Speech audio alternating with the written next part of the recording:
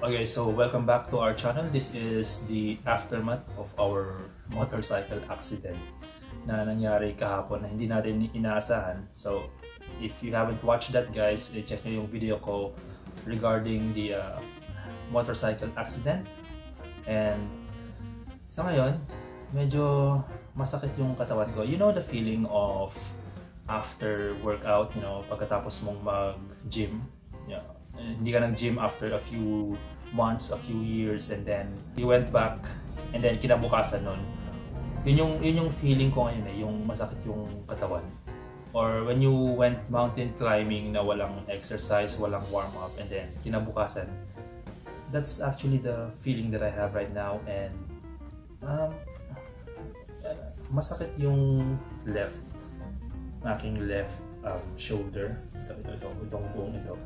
And I think the reason for that is nung nakahawak ako sa handlebar, pagbagsak ko sa pavement,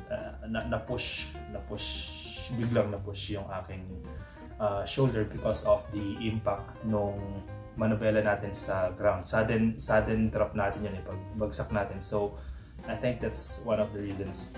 And yeah, and another thing, yung aking left, I don't know why, no? So, hindi ko na napapakita sa camera, but yung aking left foot, ito sa aking knee, banda is may pasada siya. So, for some reason, definitely tumama yun somewhere, siguro sa part ng motorcycle.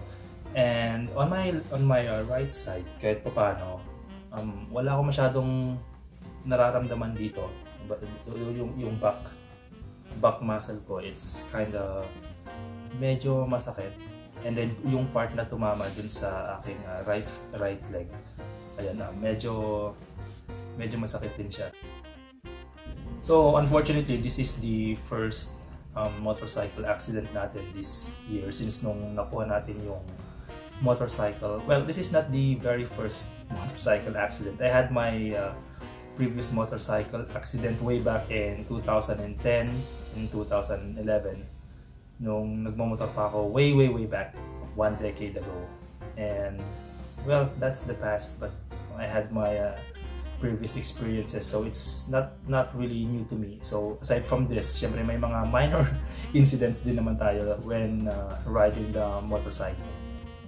Well, regarding dun sa ating motorcycle, so if you have watched some of my videos, my previous videos, kakatapos lang natin mag-upgrade and modify ng ating ride. But unfortunately, because of the accident, so maraming gas-gas yung ating motorcycle. So yung pinakaunang mapapansin nyo dun sa motorcycle natin, nung tinayo ko siya is yung manubela. So tabingi na siya, no? Nakaharap na yung ating handlebar sa more to the left side. And then yung ating gulong, nakaharap siya on the right side. So banking na siya, no? But eventually, nung pagbangon natin, we tried to put it back.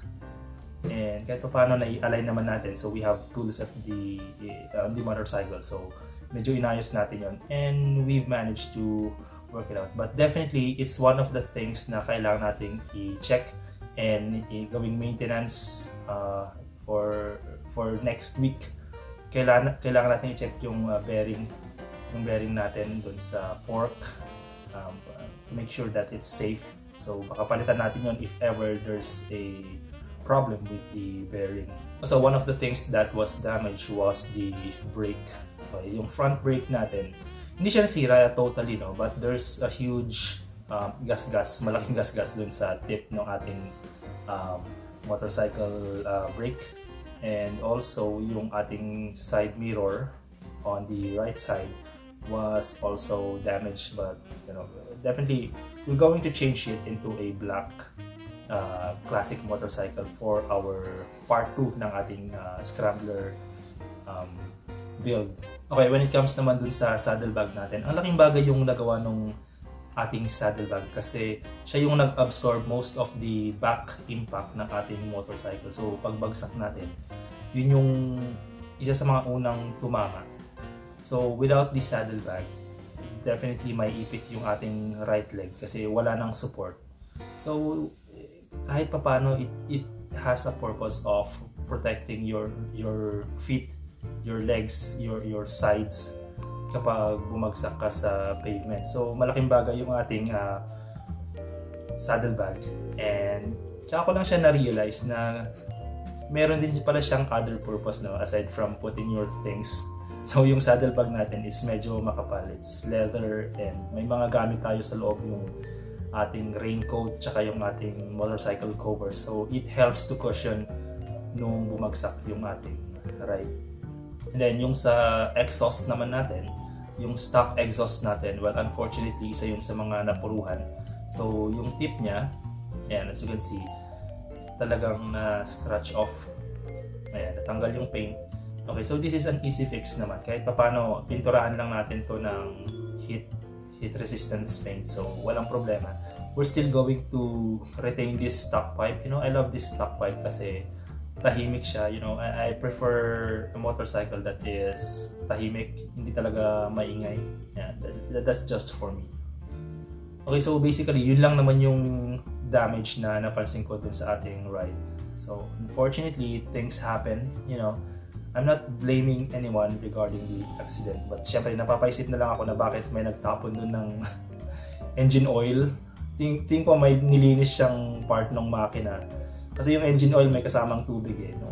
Nung na-accident ako, basang-basa yung kalsada. And then after almost an hour, pagbalik ko ng chinek ko, medyo tuyo na yung area eh. So, it just makes me wonder bakit may naglinis ng siguro ng makina ng kanilang sasakyan dun sa gilid. And unfortunately, pagdaan natin is fresh pa yung nag-spill na langis sa kalsada. So, yeah, bad things happen, but I'm not blaming anyone for it.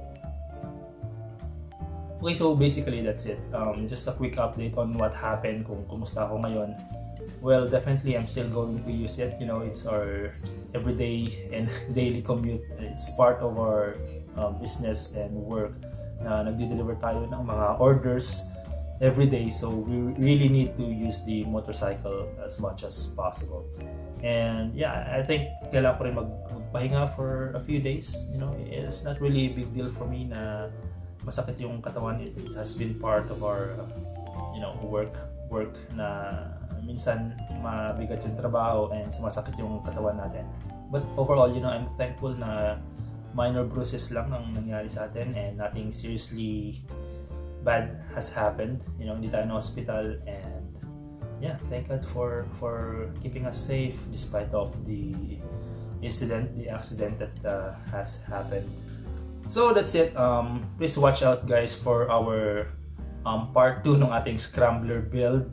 Yes, itutuloy pa rin natin siya kahit na na-aksidente tayo. Yung mga parts na nasira and na-damage, definitely we're going to change that. And then we're going to add up some of the safety features like engine guard, crash guard, yung mga kailangan nating palitan for safety. And of course, minor upgrades like changing the sprockets and auxiliary lights. Yeah, watch out for that guys. So that's it guys, thank you so much for watching my video. Please don't forget to like and subscribe, and keep on watching my other videos regarding motorcycle design, yung mga travel vlogs natin, and everything about motorcycles. Thank you so much guys, and ride safe. Hindi ko maalala kung tumama yung ulo ko eh. Yeah, tumama siya. Ayan. Nagka-dent. Mukhang, ayan, mga gasgas. So mukhang papalitan na natin tong ating helmet.